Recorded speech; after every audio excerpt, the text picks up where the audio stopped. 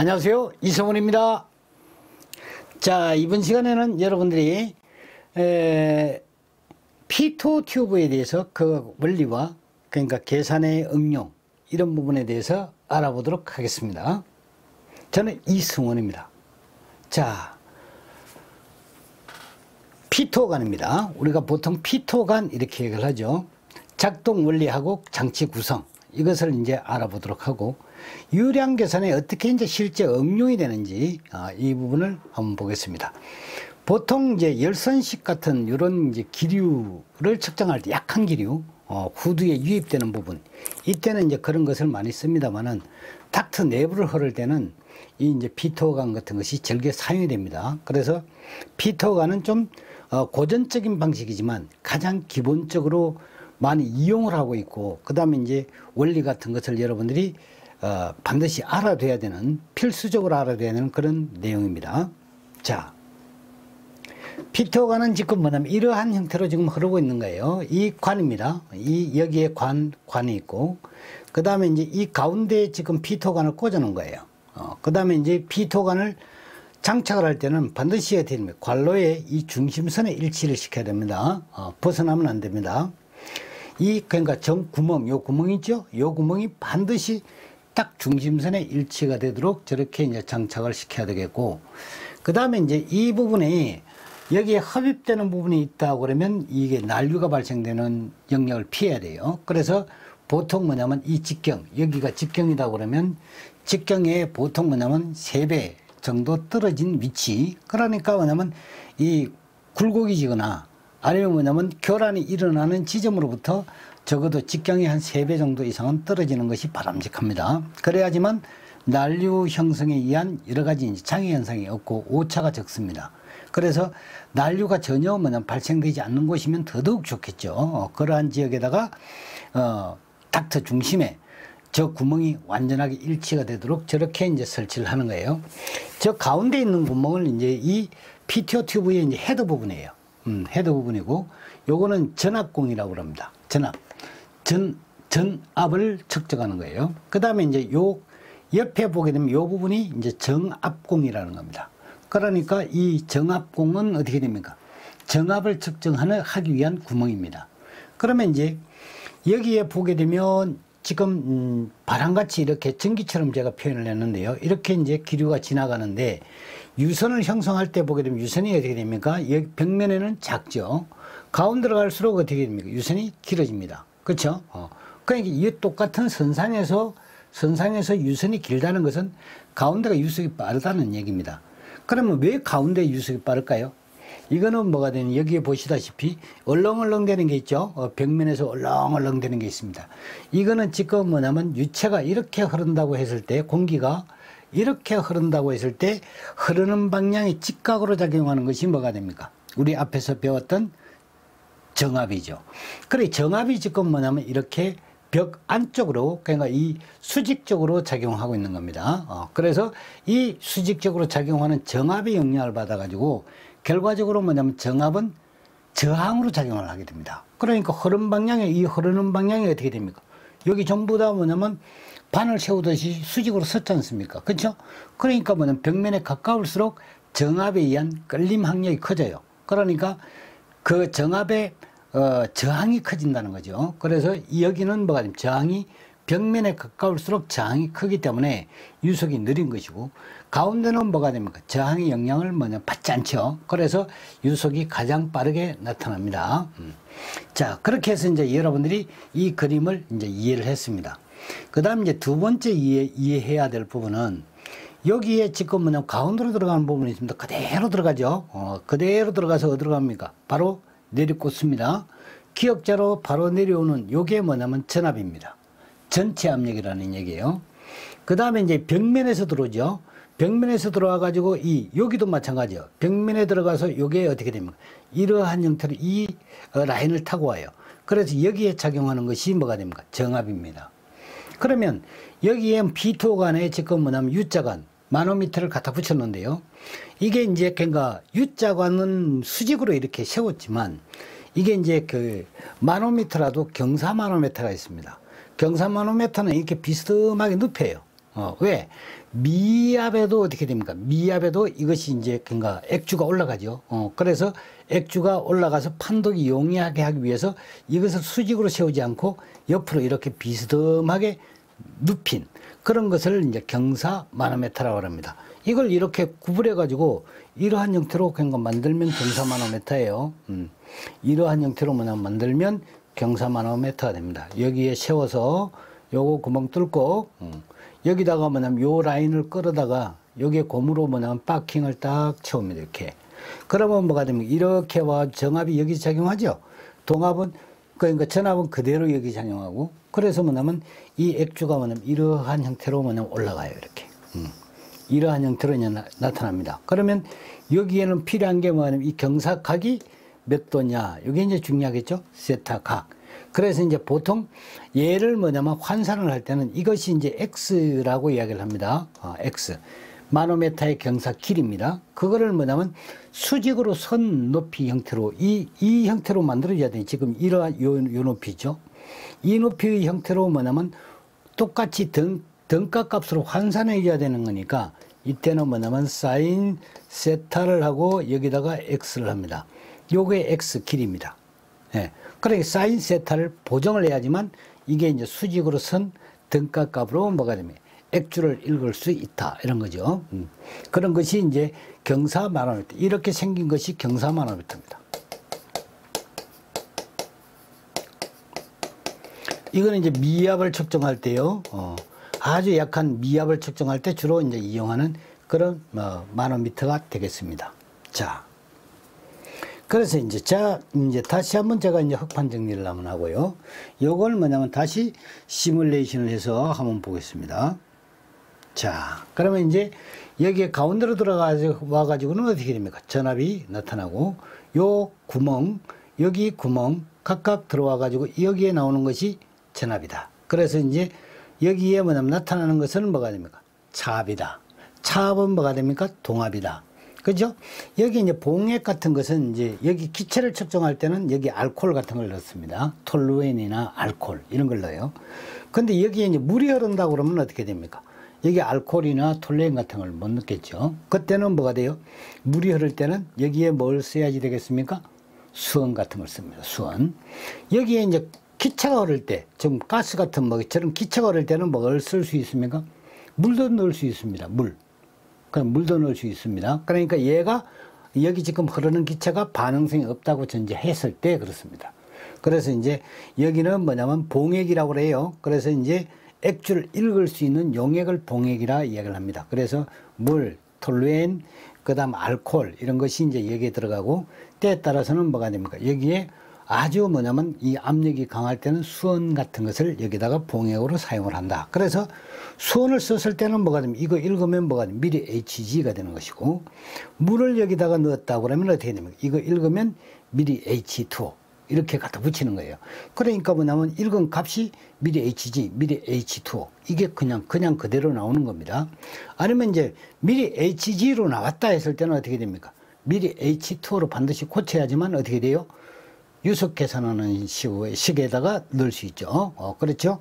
앞에 우리 이제 공부했던 거 PV는 2지분의 감마 V 제곱 반드시 외우라고 그랬죠. 그래서 이제 거기에 뭐냐면 PV는 반드시 미리 H2로 들어가야 됩니다. 아시겠죠? 자, 다시 한번 리와인드를 시킵니다. 지금 이제 주목해야 될 부분이 있어요.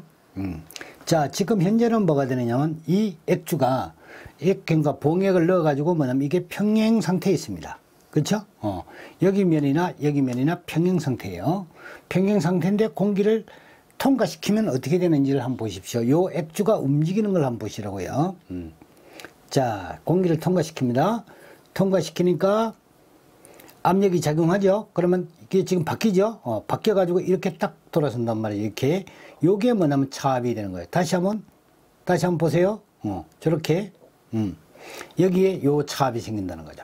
이 차압은 여기가 작용하는 것이 전압, 여기에 작용하는 것이 정압. 그러니까 뭐냐면 전압과 정압의 차가 나오니까 이것은 읽은 값이 동압을 읽습니다. 그러니 동압을 읽는데 여기에 물을 넣었다 그러면 미리 H2O, 여기에 수온을 넣었다 그러면 미리 HG. 이 값이 뭐가 됩니까? 액주의 높이가 압력에 값이다. 여기에 압력의 값이 되는 겁니다. 동압의 값. 그래서 이제 P2O가는 이렇게 관로의 중심에 반드시 해야 된다. 그 다음에 여기서부터 뭐냐면 교란이 어떻게 됩니까? 충분히 회피되는 지점, 교란 발생을 방지하기 위해서 적어도 뭐냐면 닥트 직경의 몇 배? 3배 이상 뭐냐면 떨어진 곳에 여기에서 측정을 해야 된다. 그 다음에 관로의 중심선상에 반드시 일치를 시켜야 된다. 왜? 구멍이. 그래서 전압공과 뭐냐면 관로의 중심을 반드시 일치시킬 것. 그 다음에 이제 여기에 이 유속 분포를 보게 되면 이런 분포를 갖는 것이 이상적입니다. 만약에 뭐냐면 여러분들이 그러니까 난류가 심한, 교란이 심한 지역에서 그러니까 이 유속 분포를 보게 되면 여기에 유속 분포가 지금 저것은 이러한 형태로 그냥 유속 분포가 되어 있죠. 이게 뭐냐면 좋다는 거예요. 그래서 이 관로 중심에다 측정하기 좋은데 교란이 심해버리면 이 유속 분포가 관이 있으면 관의 유속 분포가 이러한 형태가 돼요. 그리고 유속이 뭐냐면 전부 뭐가 되면 거의 같아요. 벽면까지. 이때는 뭐가 됩니까? 이러한 정점에 정교분포형의 뭐냐면 그러한 예쁘장한 모양이 나오질 않습니다. 교란이 심할 때는. 난류가 될 때는 이게 난류입니다. 난류가 되면 이런 난류, 교란이 있을 때 유속의 분포예요. 이거는 뭐냐면 교란이 없을 때 이러한 분포를 갖습니다. 예? 그럼 여기가 이제 맥시멈이 되겠고요. 여기가 가운데가 맥시멈이 되겠고, 요 중간 부위가 어떻게 됩니까? 여기에 맥시멈의 0.75 정도 됩니다. 맥시멈의 값을. 그러니까 뭐냐면 유속. 여기가 V 맥시멈이다 그러면 V 맥시멈의 약 0.75가 뭐가 됩니까? 이 가운데, 여기서 이 반경에서 가운데 부분이다. 그죠? 이 부분이 0.75 V 맥시멈 정도가 유지가 된다. 이거죠. 아시겠죠? 네. 그래서 이제 일반적으로 적용하는 공식이 이겁니다. 이것이 V는 감마, 이게 비중량이죠. 감마 분의 2G 분의 PV, 2G 곱하기 PV입니다. 이게 동압입니다. 측정한 동압이고, 여기서 이제 흔히 응용이 되는 것이 이 감마가 응용이 돼요. 감마는 뭐가 됩니까? 비중량이라는 겁니다. 비중량이에요. 이거는 값 자체가 어떻게 돼요? 값은 뭐하고 같아요? 밀도가 같아요. 이거 꼭 알아두셔야 됩니다. 저 비중량 차원은 다릅니다. 단위는 달라요. 요 단위는 뭐냐면 킬로그램 포스포 세제곱미터 이렇게 쓰는 것이 비중량의 단위죠. 밀도와 값은 같습니다. 아랍의 숫자상에. 만약에 뭐냐면 밀도가 1.3이다 그러면 비중량도 1.3이에요. 단지 뭐냐면 단위를 킬로그램 포스포 세제곱미터 저렇게 붙이는 거예요. 자, 그러면 이제 이 비중량은 어떻게 되냐? 반드시 여기 넣을 때는 실측에 넣어야 됩니다. 여기 넣을 때는 실측 상태로 넣어야 돼요. 그럼 뭐냐면 실측이라고 우리가 이야기했을 때는 감마가 실측이다. 그러면 킬로그램 포스포 A 세제곱미터 이렇게 액츄럴이죠. 그러면 여기에 뭐냐면 감마가 하나 있다. 이죠. 감마는 얘가 킬로그램 중포 세제곱미터 이렇게 되어 있어요. 그러면 얘가 뭐냐면 만약에 어떤 스탠다드 상태다. 그럼 뭐냐면 요게 스탠다드예요. 요거는 A예요. 그럼 뭐가 됩니까? 얘가 분모에 있는 거죠. 스탠다드 273. 여기는 273 플러스 어떻게 됩니까? 액츄럴로 가야 되니까. 그러니까 뭐냐면 T도 C. 이렇게 온도 보정을 하게 되면 어떻게 돼요? 이걸로 가죠. 압력은 760분의 P가 되겠죠. 그렇게 압력 보정하는 것이 뭐냐면 흔히 시험에 나오는 거예요. 실기 시험에 아주 뭐냐면 잘 나오는 그런 유형의 이 P2O관이 되겠습니다. 이 이론을 잘 모르시면 실기 시험에서 잘못하면 6점을 놓칠 수가 있습니다. 그 정도로 중요하다 이런 얘기예요. 그래서 제가 54점과 60점은 떨어졌다 붙었다, 그러니까 생사를 가늠한다 이렇게 얘기를 했습니다. 그 정도로 뭐냐면 중요한 내용에 들어가 있는 것들입니다. 여기 보시면 599쪽에 종합연습 문제 5번이 있습니다. 이거는 11년도, 14년도, 17년도 이렇게 이제 산업기사에 출제됐던 그런 문제 유형이에요. 다음 중 덕트 내에서 P2O관으로 속도압을 측정하여 반송 속도를 추정할 때 반드시 필요한 자료가 아닌 것 같았습니다. 요거 우리가 유속 구할 때 요식 쓰지 않습니까? 요거 응용하시면 돼요. 횡단 측정 지점에서 덕트의 면적, 여기 지금 뭐냐, 반송 속도를 구할 때 그랬어요. 반송 속도, 유속. 횡단 지점에서 지점별로 측정된 속도 앞. 덕트 면적이 면적. 한번 보세요. 그 이제 이거는 왜 들어가지? 그거는 뭐가 됩니까? 이게 그러니까 V라는 개념은 항상 뭐가 되면 Q 나누기 A예요. A가 면적입니다. 이게 면적이에요. 이게 뭐가 돼요? 유량입니다. 그러니까 여기에 뭐냐면 뒤에 나오는 것들이 무수히 뭐가 되면 유량 나누기 면적 하면 이게 유속이라는 거예요. 유속. 항상 이게 따라다닙니다. 그럼 뭐가 됩니까? 유량 Q는 어떻게 되죠? A 곱하기 V입니다. 그렇죠? 그럼 면적이 뭐냐? 이거 두 가지예요. 면적 해봤자. 이렇게, 이렇게 생긴 관이냐? 아니면 뭐가 돼요? 요 사각형으로 생긴 관이냐? 제가 앞에서 설명했죠? 요거는 뭐냐면 A 곱하기 B, 가로 곱하기 세로. 얘는 뭐가 됩니까? 4분의 파이 D제곱. 이것만 알면 전부 다 되는데, 그건 뭐 유체역학이라 할 거 있습니까? 유체도 아닙니다, 이거는. 너무나 뭐냐면 쉬운 거예요. 자, 그래서 이제 면적은 이런 형태. 유량 해봤자 뭐가 됩니까? 이게 단위. 세제곱미터 per hour, 세제곱미터 per minute, 세제곱미터 per sec. 이렇게 구해라. 아니면 리터 per minute. 뻔하다니까요, 이 단위. 그러니까 뭐냐면 단위 갖고 이렇게 살짝 비틀어 놓구나. 아니면 뭐냐면 이런 거 가지고 이제 요걸 줬다, 이렇게, 이렇게 살짝 바꾼단 말이에요. 그러니까 이런 유형을 딱 알고 있으면 뭐냐면 문제 나오면 이게 부처님 손바닥이에요. 도망가지를 못합니다. 문제 자체가. 그래서 뭐냐면 제가 얘기가 계산 문제가 제일 쉽다는 거예요. 예. 계산 문제는 똑 떨어진다 얘기하지 않습니까? 그 계산 문제를 죽어라 살아 푸는데 계산 문제는 풀 게 없어요. 개념만 딱 정리해버리면 그걸로 끝나는 겁니다. 네. 저 뭐냐면 해드리려고 그러다 말았는데 여기 뭐냐 환기, 통풍 이쪽 그러니까 계산식이 필요 없습니다. 저는. 단임 보고 딱 그러니까 자꾸 들어가 버립니다. 예. 그게 뭐냐면 내가 1편 조금 하다가 내가 말았지만 그거 뭐냐면 좋아요 4번 눌러주는데 하고 싶은 사람 누가 있겠습니까? 안 하고 싶죠. 30명이 와서 듣는데 4명이 좋다는데 그럼 뭐냐면 뭐 5%도 좋다는 소리 안 하는데 그럼 다 나쁘다는 소리인데 제가 할 이유가 없죠.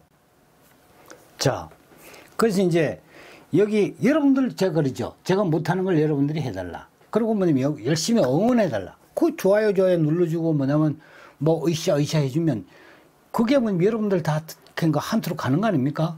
나를 위해서 이거 하는 겁니까? 그러니까 여러분들 시험 합격시키기 위해서 이걸 하는 거지. 자, 횡단 지점에서 지점별로 측정된 속도압. 이게 속도압은 반드시 있어야 돼요.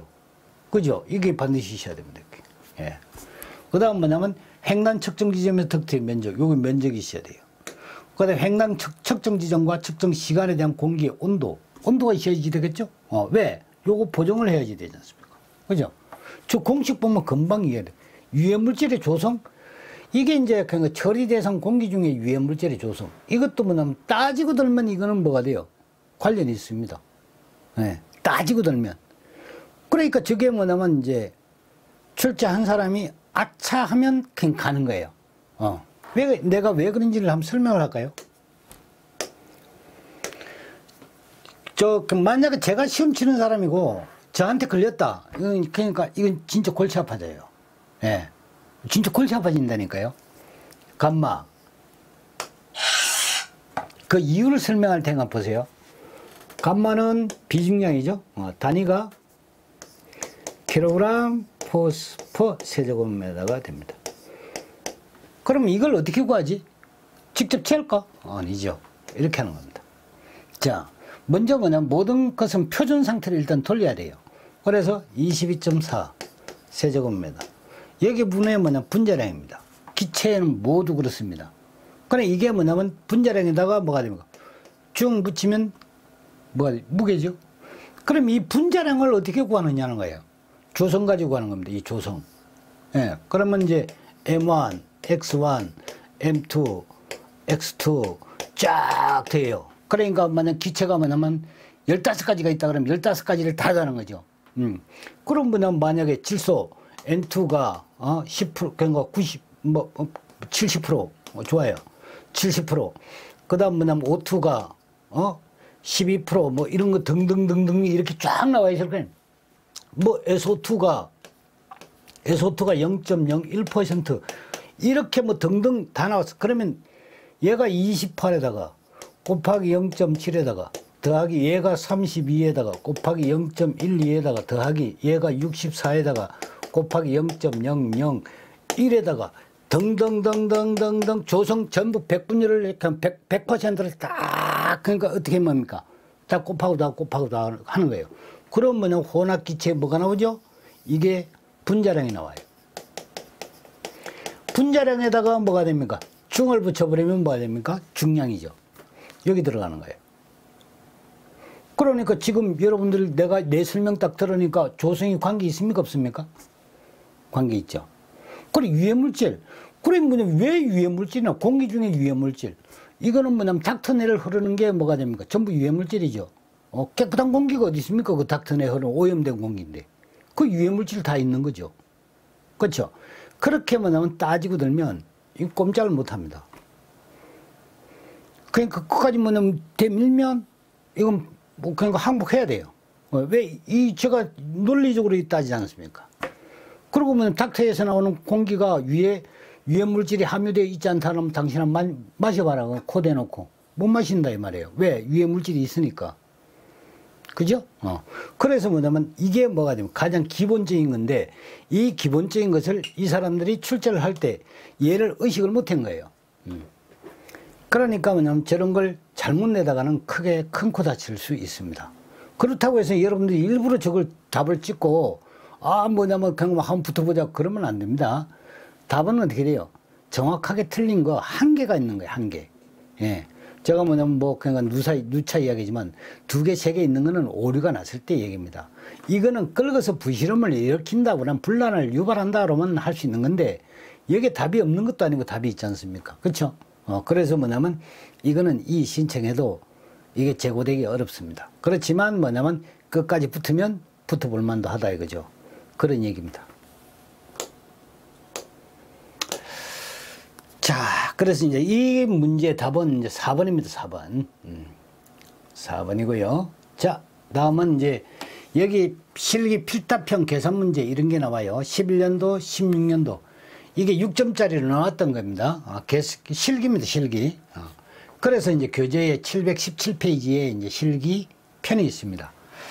닥터내를 흐르는 공기에 대해서 피토관으로 속도압을 측정한 결과 15mm AQ라고 되어 있습니다. 이게 아쿠아라고 하는 거죠. 아쿠아는 뭐가 되면 미리 H2O와 같다. 맞아요. 그러니까 뭐냐면 미리 H2O와 같다. 그것만 아시면 돼요. 요 아쿠아라는 것은 H2O와 같다는 거예요. 이것과 같다. TORR 요거는 뭐가 돼? HG와 같다. 그죠? 여러분들이 앞에서 했던 거예요. 그러니까 여기다가 써드릴까요? AQ는 뭐가 돼요? 오케이. 자, 그렇게 되는 거예요. 피토관의 개수가 0.96일 때 닥터내를 흐르는 가스 유속을 구해라. 그랬어요. 요 유속을 구하는 거예요. 유속.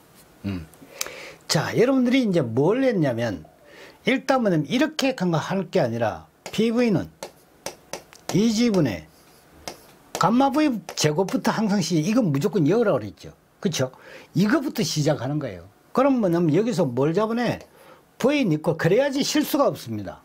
하나를 확실하게 외우는 걸 자꾸 쓰는 거예요.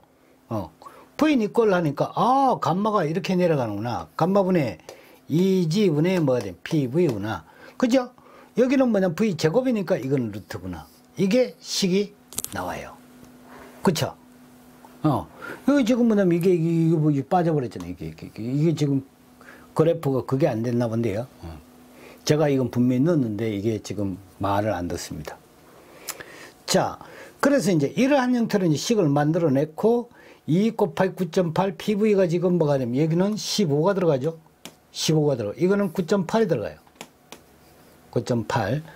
그 다음에 이제 감마가 있습니다. 감마. 자, 이 감마. 자, 감마를 여기서 뭐냐면 270도라고 그랬어요. 그렇죠? 비중량은 1.3이라고 그랬고, 그런 단위가 없어요. 그렇죠? 그래도 뭐냐면 저거는 1.3 했을 때는 단위가 킬로그램 퍼 세제곱미터 갖다 붙이는 거예요. 그래서 얘는 뭐냐면 단위가 없지만 킬로그램 정 퍼 세제곱미터 붙여야 된다는 거예요. 단위가 없는데 하더라도 붙여야지 됩니다. 그럼 이게 비중이라고 해도 뭐가 됩니까? 갖다 붙여야 되죠. 기체는 네. 조심해야 되는 건 있습니다. 액체가 비중 1.3이다 했을 때 이거는 단위를 갖다 붙이면 밀도 단위로 붙이면 1.3 그램 퍼 세제곱센티미터가 됩니다. 명심을 하셔야 돼요. 기체가 비중이 1.3이다 이렇게 했을 때 이 단위는 1.3 붙이고 킬로그램 퍼 세제곱미터를 붙여야 돼요. 이렇게. 에? 아시겠죠? 근데 얘는 뭐냐면 비중량. 요거 비중량. 이렇게. 요것도 비중량. 비중해도 이건 괜찮아요. 만약에 얘가 뭐냐면 비중이라고 해서 양자가 없어. 요거 양자가 없다고. 공기의 비중은 1.3이다 했어요.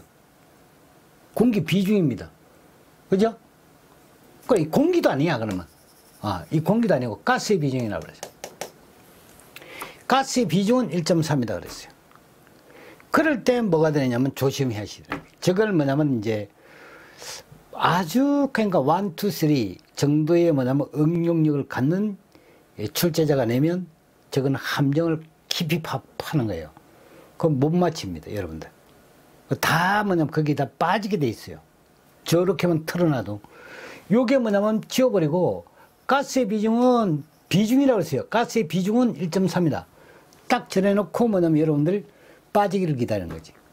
그러니 여러분들이 비중이라는 개념을 저기다 접목을 하라는 거예요. 비중은. 그죠? 여기에 뭐냐면 가스 비중이 1.3이라는 거 아니에요. 이게 1.3이라는 거예요. 그럼 뭐냐면 가스에 뭐가 돼요? 밀도죠. 여기는 뭐가 돼요? 그렇지. 공기 밀도가 되죠. 이렇게 되는 거예요. 공기 밀도는 얼마죠? 29 나누기 뭐가 됩니까? 22.4죠. 이건 정해져 있는 거예요. 그럼 뭐냐면 가스 밀도는 어떻게 됩니까? 요거 값과 이 값을 어떻게 됩니까? 곱해야지만 여기 나와요. 아시겠죠? 수소 같잖아. 그냥 이걸 뭐냐면 비중 그냥 그대로 뭐냐면 딱 쓴다 이 말이에요. 그냥 딱 한가 낚이는 거예요. 그러니까 비중의 개념을 정확하게 넣어보라니까. 비중은 공기 밀도분의 가스 밀도다 말이에요. 지금 가스의 밀도를 구해야 될 거 아니에요? 그럼 밀도 값은 비중량 값이니까. 그죠? 그럼 뭐냐면 공기 밀도 이게 딱 나오고 이거 곱하기 이거 1.3 해야지만 이게 나온다는 거예요. 이해가죠? 그래서 이제 여러분들이 그냥 어설프설 아는 사람은 진짜 뭐냐면 쏘기가 쉬워요. 살짝만 이게 글자 한자만 바꿔도 여러분들은 다 호까닥 다 넘어가요. 넘어가게 되어 있습니다. 제가 42년 경험을 했다는 거 아닙니까? 자, 그러면 이제 여기에 얘를 구하는 게 이제 중요한 거예요. 감마. 감마를 구하는 것이 이제 일단 중요하고 킬로그램 중 퍼 A 세제곱미터로 구해야 되는 거죠. 니켈. 여기에 1.3을 그대로 공기 비중량이라고 가져오고요. 킬로그램 중 퍼 세제곱미터를 가져왔어요. 맛을 본다 이죠. 맛을 보니까 얘가 0도씨. 얘는 맛을 보니까 270도. 그쵸? 그러니까 뭐냐면 얘가 대각선으로 273. 여기 273 플러스 뭐가 270. 그죠? 압력은 뭐냐면 똑같아요. 그 여기다가 뭐냐면 뭐 대기압은 얼마고, 그 다음 뭐냐면 닥트에 뭐냐면 정압은 얼마고. 그래 봐. 또 이제 또 죽는 거야. 왜? 대기압 나오고 정압 나왔으니까 어떻게 됩니까? 플러스 해야죠. 왜? 정압이 게이지압이에요. 대기압은 뭐가 됩니까? 플러스 해야죠. 그래야지 절대압력이 되지. 압력 보정할 때 뭐 하라고 그랬죠? 절대압력 쓰라는 거예요. 그래서 여러분들 속이려면 이런 거 보정하는 거 하나만 해도 지금 온도만 해놨죠. 압력 가지고도 뭐냐면 여러분들 몇 번 헛디디게 만들 수가 있어요. 그게 뭐냐면 여러분들이 빠져나가야 된다는 거예요. 그게 함정을 다 피해 나가야 되는 거니까. 아시겠죠? 그래서 이제 이렇게 구해가지고 요 식에다만 넣으면 이거는 문제는 그렇게 어렵지 않은 문제예요. 간단하게 풀립니다. 감사합니다.